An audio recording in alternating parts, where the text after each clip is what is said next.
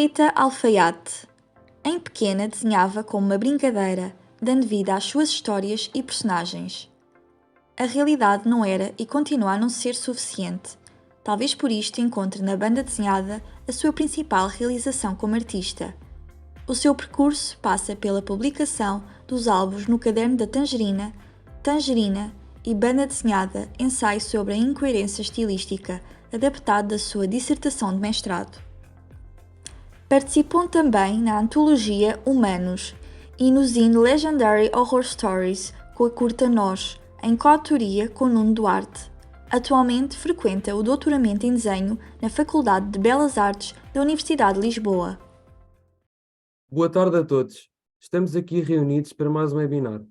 Desta vez, vamos falar do processo criativo da realização de um álbum de banda desenhada, desde a inspiração à ideia, desenvolvimento visual da mesma através de esboços, guião, storyboard e concretização das pranchas, as influências visuais e o impacto intercultural no desenvolvimento dos autores, subordinado ao tema Trusting the Process, dinamizado pela equipa do Estudo em Casa Apoia, agora em formato web.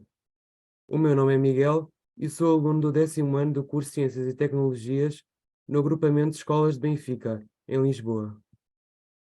Boa tarde, o meu nome é Inês, frequento o 10º ano do curso de Ciências Socioeconómicas no agrupamento de escolas Sebastião e Silva, em Oeiras. Sejam bem-vindos ao webinar Trusting the Process, processo criativo de uma autora de banda desenhada por Rita Alfaiate. Rita Alfaiate é uma ilustradora e autora de banda desenhada formada na Faculdade de Belas Artes da Universidade de Lisboa, onde atualmente é aluna de doutoramento em Belas Artes na especialidade de desenho. No webinar que vai apresentar, vai falar sobre o seu percurso enquanto artista e profissional, centrando-se no processo criativo da realização de um álbum de banda desenhada, desde a inspiração, à ideia, o desenvolvimento visual da mesma através de esboço, guião ou storyboard e concretização das pranchas, as influências visuais e o impacto intercultural no desenvolvimento dos autores. De que forma uma arte associada frequentemente à expressão da cultura pop pode ser alvo de estudos académicos. Durante a apresentação, podem colocar questões na caixa de mensagens que aí há, que está na barra inferior do vosso ecrã. Essas questões serão respondidas pelo convidado após a apresentação. Passo a palavra a Rita Alfaiate. Olá, boa tarde a todos. Queria agradecer primeiro o convite, a oportunidade de estar aqui, quem me está a ouvir. O meu nome é Rita Alfaiate, faço, como a Inês disse, sou autora de banda desenhada, e ao longo desta apresentação vou fazer uma pequena demonstração de como funciona o meu processo criativo, e primeiro tenho que referir que o processo criativo de um autor de BD vai variar consoante o autor. Eu vou falar do meu, portanto isto é um processo individual, não é uma coisa universal, cada um há de ter o seu, mas alguns fatores acabam por ser um bocadinho universais em quem tem este tipo de trabalho, e eu espero conseguir mostrar com isto o processo mais... Pronto, conseguir demonstrar o meu processo de trabalho e inspirar de alguma forma a vocês também seguirem o vosso próprio caminho, caso queiram algum dia ser autores, vocês, ou artistas, ou até apenas ilustradores. Vou então dar início então aqui à minha apresentação. Vou aqui abrir o meu PowerPoint. Primeiro tenho que partilhar aqui a tela. Ok. Acho que estão a ver, não é? Então, penso que sim. Também, se não tivessem, também me avisavam. Ora então, porquê desenhar histórias? Eu vou falar um bocadinho também da minha experiência enquanto... Porquê que eu desenho histórias? Eu, quando era miúda, gostava muito de ver televisão, gostava muito de ver filmes de animação, desenhos animados, E eu sempre tive um grande problema, que era, de alguma maneira, eu envolvia-me demasiado nas histórias que eu via e com os personagens que eu gostava. Era uma espécie de febre que me atormentava também, eu não poder viver certas aventuras, e eu achava a realidade muito aborrecida. E sempre tive necessidade de criar as minhas próprias histórias, porque era uma maneira de eu me sentir um bocadinho mais próxima dessas aventuras pronto, que eu infelizmente na realidade não vivia. E desenhar histórias, para mim, acaba por ser um bocadinho o escape de um mundo que às vezes não é espetacular. Aliás, é um bocadinho a razão pela qual as pessoas leem, não é? Para tomarem conhecimento de outras culturas, de outras vivências, e também a razão pela qual nós vemos uma série ou um filme que gostamos. E de alguma maneira isso acaba por nos distanciar um bocadinho da realidade mais triste, e é dar asas à nossa imaginação, e acaba por enriquecer um bocadinho também a nossa experiência enquanto pessoas, enquanto seres humanos, não é? E eu penso que, especialmente nos dias de hoje, com todos os conteúdos com que nós nos envolvemos através dos serviços de streaming, como a Netflix ou HBO, etc., eu penso que cada vez mais as pessoas, especialmente os jovens, se deixam inebriar por essas realidades alternativas, e eu acho que há cada vez mais uma necessidade das pessoas vivenciarem mais essas histórias, vivenciarem uma fantasia, e nós temos outros exemplos que não desenhar histórias ou escrever livros, ou fazer séries. Temos também os exemplos das pessoas que gostam de se vestir, de assumir a entidade dos seus personagens favoritos e de fazer cosplay, por exemplo, que é uma coisa que eu por acaso não faço, mas eu tenho uma colega de doutoramento que a sua tese de doutoramento é sobre o cosplay.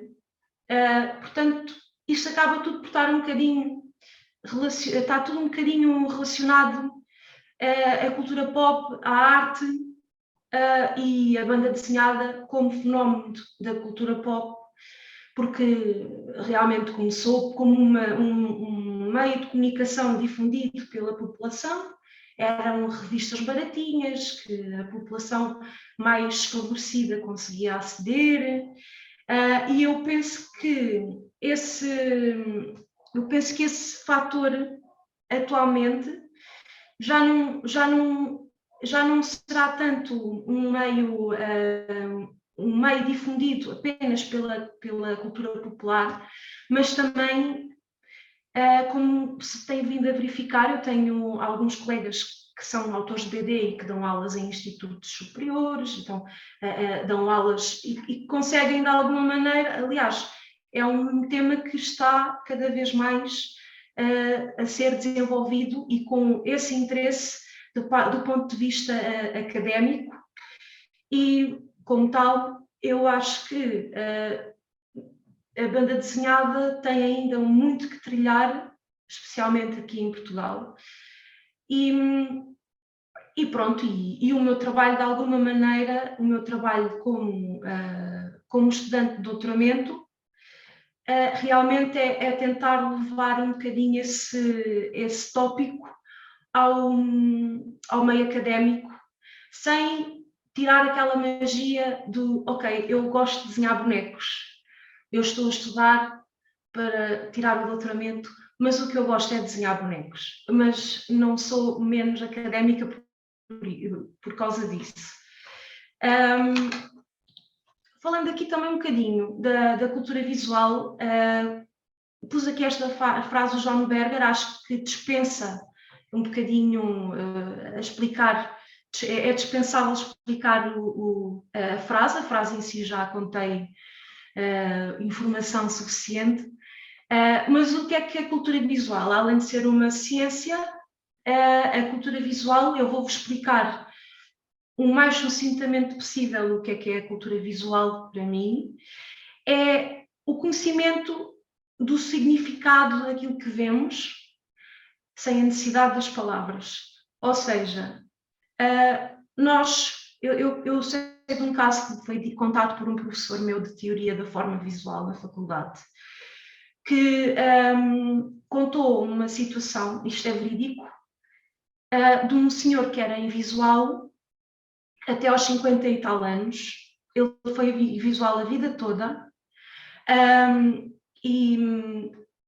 chegando aos 50 e tal anos, um oftalmologista percebeu que o problema dele eram cataratas e que eram completamente operáveis e que ele poderia ver. O que é que sucede? Ele não tinha qualquer experiência cognitiva da visão. Então, esse senhor, quando recuperou a visão, tornou-se uma pessoa muito desorientada, porque ele, para conseguir reconhecer uma lata de Coca-Cola, ele tinha que lhe tocar. O que é que isto quer dizer? Porque ele não tinha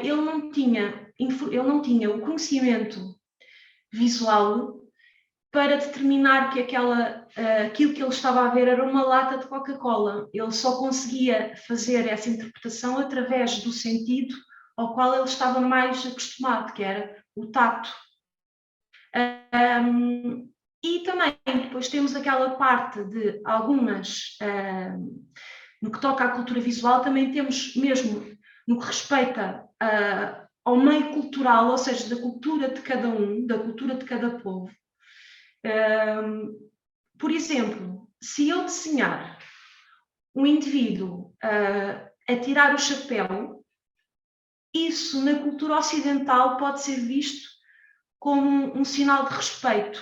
Eu entro numa sala de aula, tiro o chapéu, ou então tiro o chapéu para cumprimentar uma senhora, digamos, mas isso no Oriente, na China, um senhor chinês que veja isto, que não tenha qualquer tipo de contacto com a cultura ocidental, se calhar não vai perceber aquilo daquela maneira, não vai interpretar essa ação como um meio de cortesia.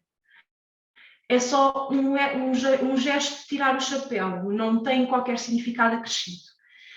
E porquê é que isto é importante para a banda desenhada? Porque a banda desenhada, como qualquer outro meio, seja artístico, seja de comunicação, acaba por ser uma linguagem.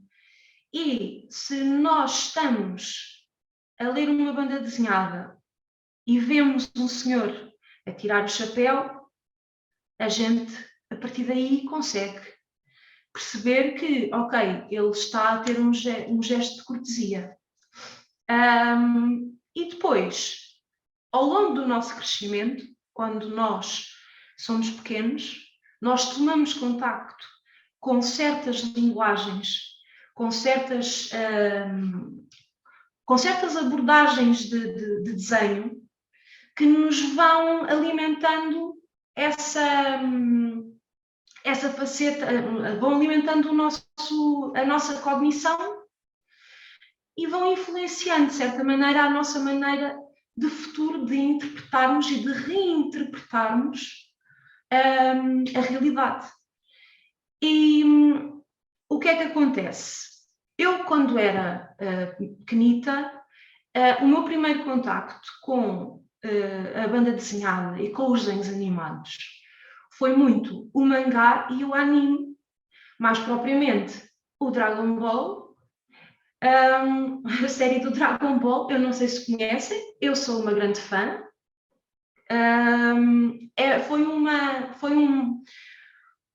foi uma história pronto, que eu apreciava imenso. Então, a primeira coleção que eu tinha de banda desenhada e foi exatamente do Dragon Ball.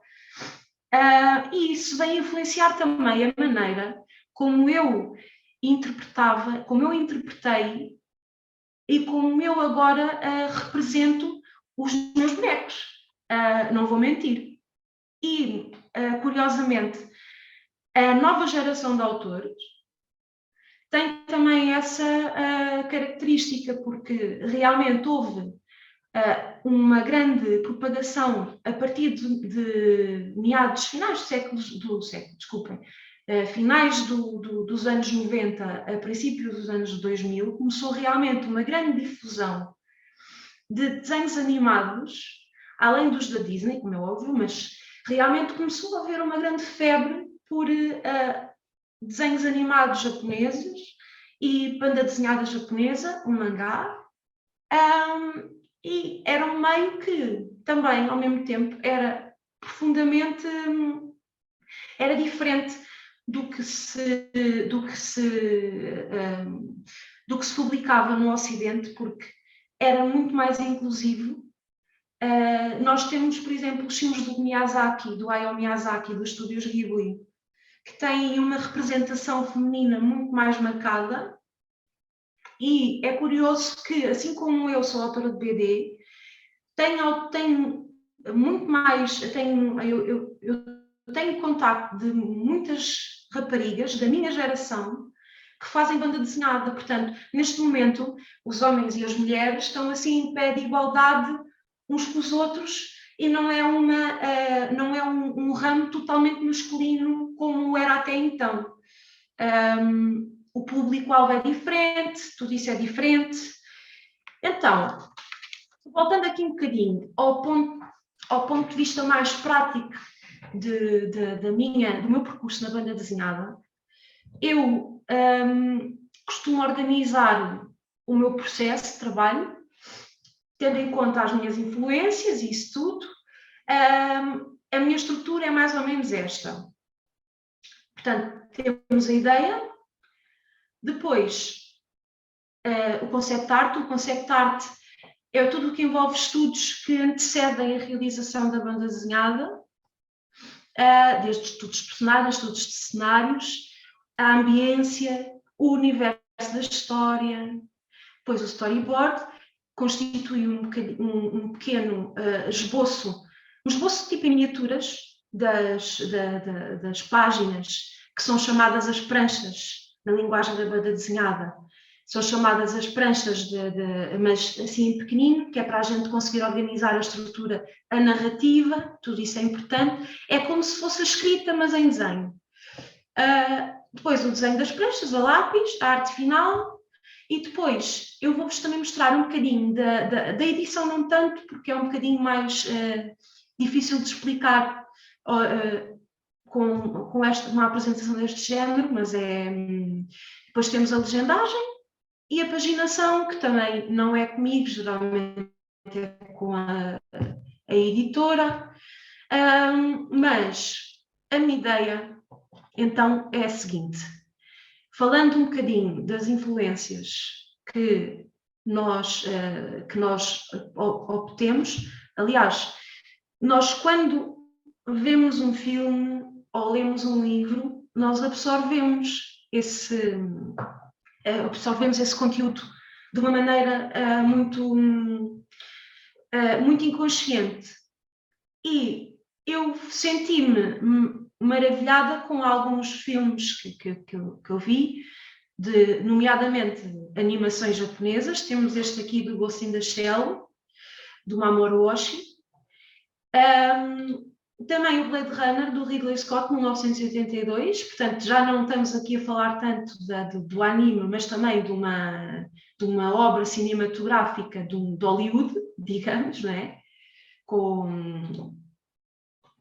Peço desculpa.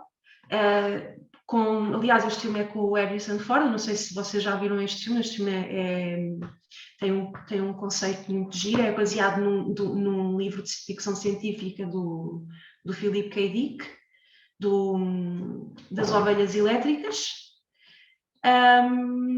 Temos aqui também mais um filme de animação japonesa, que é o Akira, do Katsuhiro Otomo. Portanto, toda esta temática da ficção científica, tudo isto me impactou de alguma maneira e eu sempre tive o sonho de fazer eu sempre tive um sonho de fazer uma história de ficção científica, e de alguma maneira estas obras ficaram em mim e eu quis seguir o seu percurso.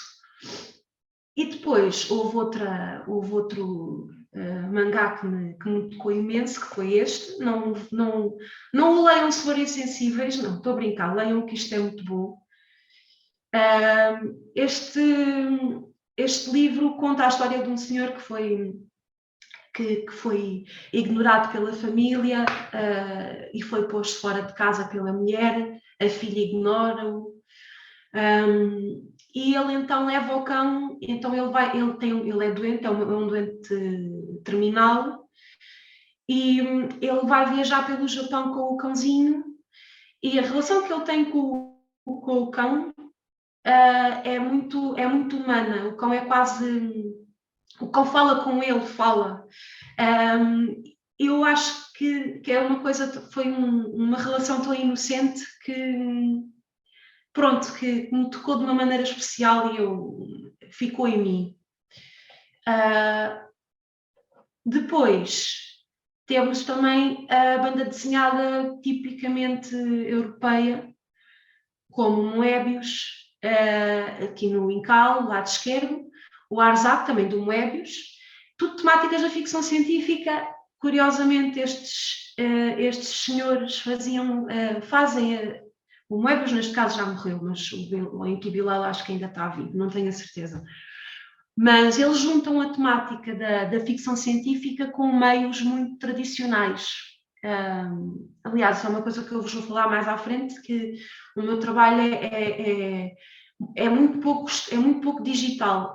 Existem muitos autores que fazem trabalho quase na totalidade no digital, o desenho o inking e as cores, mas eu estou a tentar fazer quase tudo em papel, mesmo com aguarelas e outros materiais, portanto técnica mista.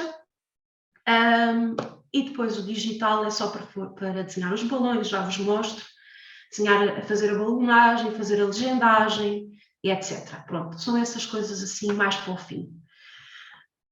Ora, vocês o que estão aqui a ver é que eu peguei numa data de influências e fiz uma salada, e eu acho que na maioria dos autores é assim que funciona um bocadinho, porque nós, lá está, somos fruto. Nós somos um produto da sociedade, um produto daquilo que a gente consome diariamente, e não estou a falar de comida, nós somos um produto daquilo que nós consumimos em termos de média, em termos de desenhos de animação ou filmes, todos os conteúdos que a gente gosta de assistir ou de ler. Nós somos um subproduto desses produtos, que também, por sua vez, também são uns produtos de outras coisas. Pronto, portanto, nós somos uns híbridos. No fundo, os autores de banda desenhada, e não só, são uns híbridos.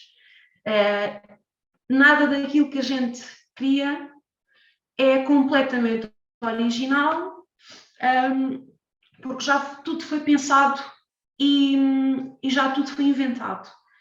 E isso é outra coisa que eu também gosto de dizer aos alunos que estão a começar a fazer desenho, a desenhar as suas histórias. Eu, quando era miúda, tinha muita ideia, não vou consumir nada, porque eu não quero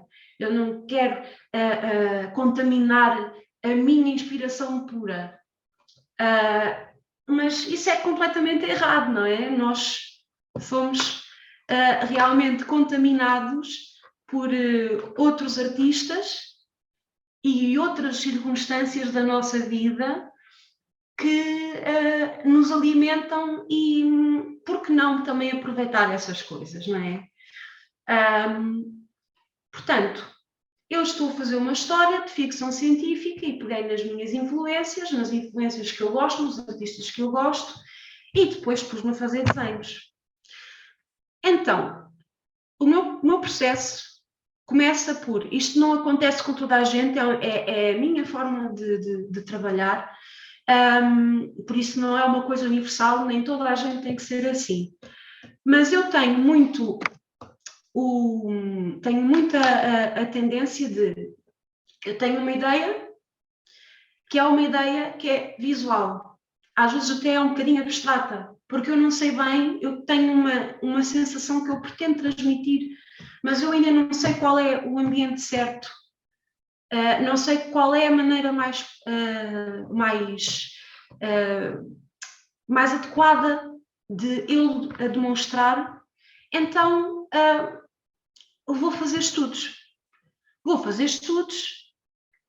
E comecei com estes. Eu queria fazer uma pessoa numa cabine telefónica.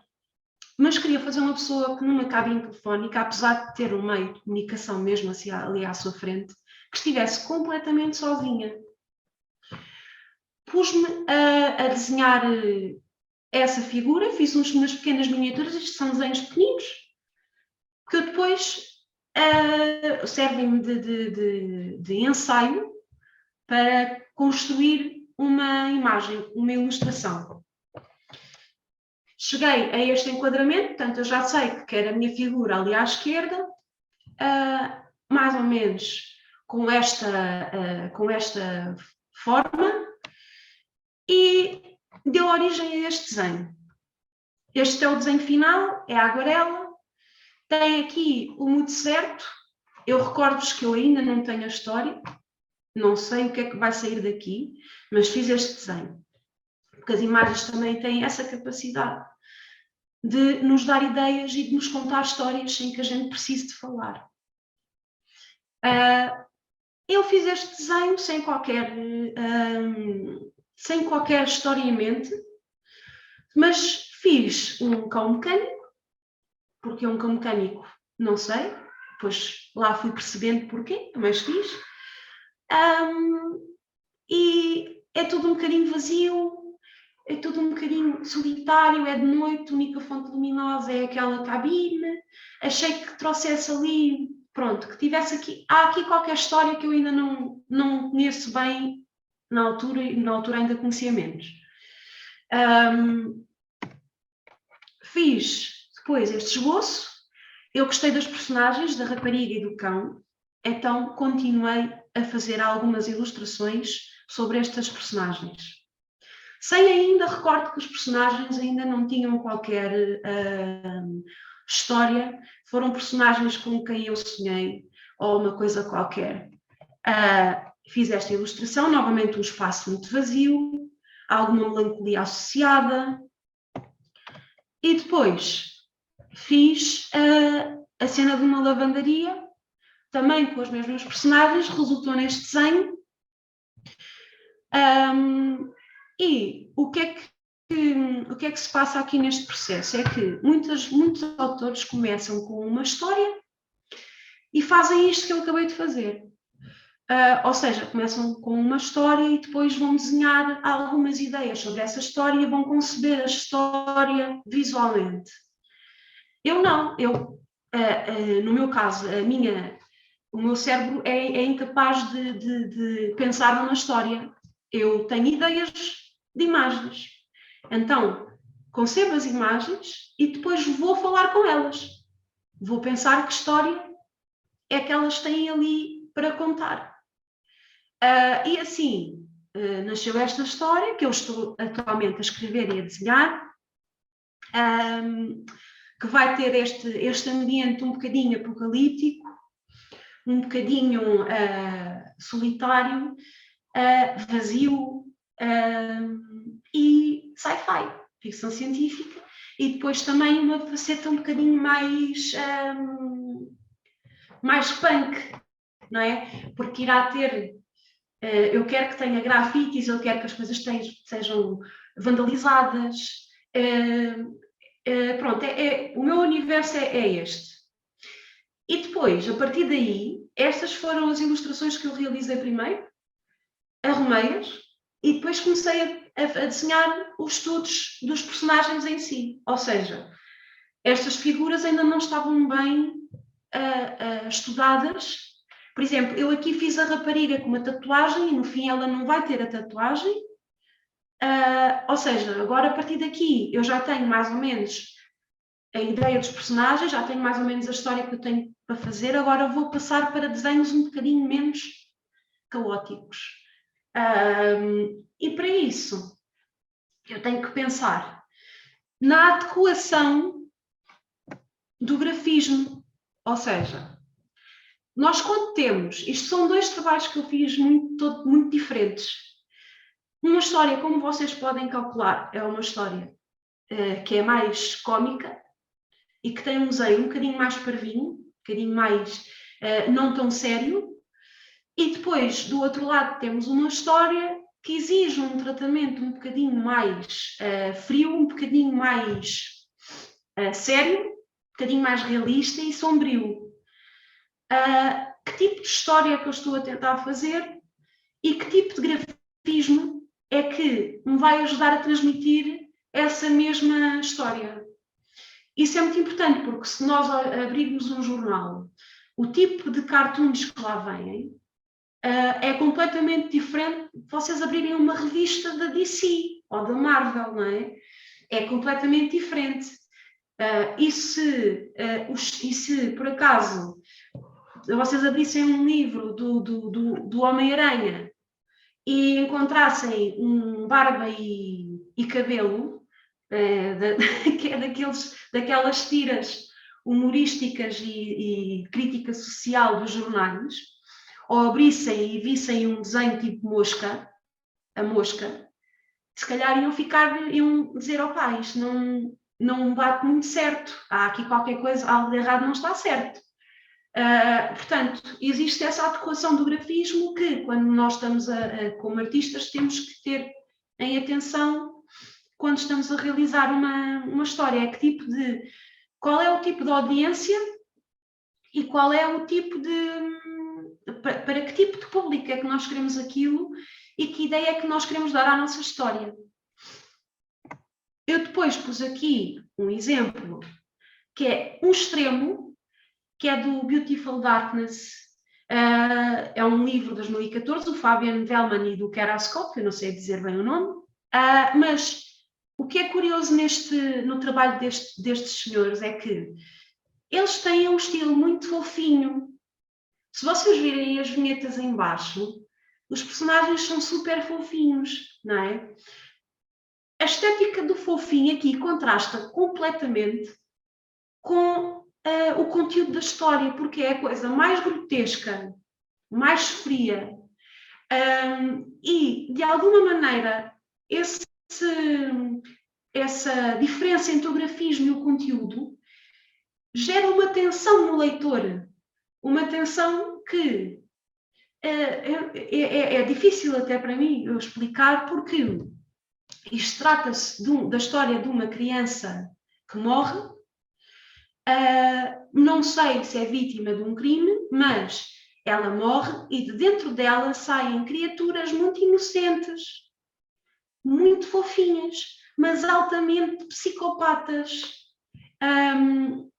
E pronto, e a história tem esta faceta de, ok, o grafismo não se adequa à história, mas adequa-se porque o autor fez isto de uma maneira tão propositada e tão bem feita que acaba por ser uma melodia de extremos, não é? Os extremos se encontram e colidem ali e fazem uma linda pintura. Então, eu realmente, agora voltando aqui ao meu processo, eu não sei que horas são, já estamos no tempo. Epá, eu ia dizer que não ia ver. Pronto, os estudos dos personagens aqui, eu vou adiantar. Tenho aqui este desenho, pronto, é um desenho um bocadinho mais simples, um bocadinho mais caricatura, que pode ser comparado aqui com a figura do Goku no Dragon Ball, um bocadinho, uns traços um bocadinho mais livres, mais simples. Depois, Quando a situação é mais séria, eu já vou buscar outra influência. Aqui neste caso do Akira, é um bocadinho mais sério, mais realista. Depois estes são os bosses do cão, eu aqui fui buscar os desenhos da minha cadelinha, mas dando-lhe assim um ar um bocadinho mais fofinho também, mais... Ela é mecânica, mas mexe-se como um cartoon da Disney, basicamente. Passo ao storyboard. O storyboard são pequenas miniaturas para organizar a vossa história, isto é só um pequenino.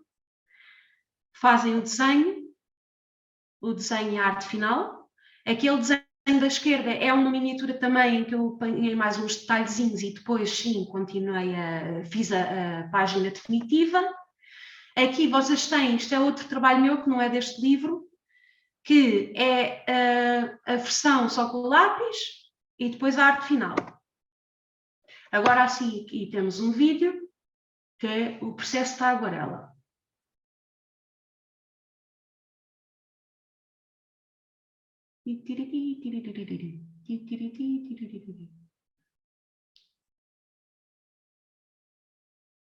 Peço desculpa interromper, mas estamos quase a acabar o tempo, por Ok, isso, se calhar passávamos só para uma pergunta e depois...